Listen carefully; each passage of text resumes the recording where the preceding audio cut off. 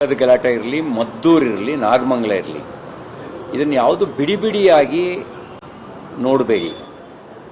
ಇದ್ರ ಹಿಂದ್ಗಡೆ ಇರುವಂಥ ಮಾನಸಿಕತೆ, ಇದನ್ನ ಡಾಕ್ಟರ್ BR ಅಂಬೇಡ್ಕರ್ ಅವರು ಭಾರತ ವಿಭಜನೆ ಅಥವಾ ಥಾಟ್ಸ್ ಆಫ್ ಪಾಕಿಸ್ತಾನ್ ಅನ್ನುವ ಪುಸ್ತಕದಲ್ಲಿ ಅವರು ಮುಸ್ಲಿಂ ಮಾನಸಿಕತೆ ಬಗ್ಗೆ ಬಹಳ ಸ್ಪಷ್ಟವಾಗಿ ಬರೆದಿದ್ದಾರೆ. ಅವರು ಯಾವತ್ತೂ ಕೂಡ ಸಹಬಾಳ್ವೆ ಅನ್ನುವಂಥ ತತ್ವ ಅವರೊಳಗಡೆ ಇಲ್ಲ. ಯಾಕೆ ಅಂತ ಹೇಳಿದ್ರೆ ಇಸ್ಲಾಮು ಸಹಬಾಳ್ವೆಗೆ ಕೋ ಎಕ್ಸಿಸ್ಟೆನ್ಸಿಗೆ ಅವಕಾಶನೇ ಕೊಡಲ್ಲ. ಜಗತ್ತನ್ನು ಎರಡಾಗಿ ನೋಡುತ್ತೆ. ಒಂದು ಮಾಮಿನ್ ಮತ್ತು ಕಾಫಿರ್. ಮುಸಲ್ಮಾನರು ಯಾರಿರ್ತಾರೆ ಅವ್ರು ಮಾಮಿನ್ ಆಗ್ತಾರೆ, ಮುಸಲ್ಮಾನೇತರರು ಕಾಫಿರ್ ಆಗ್ತಾರೆ.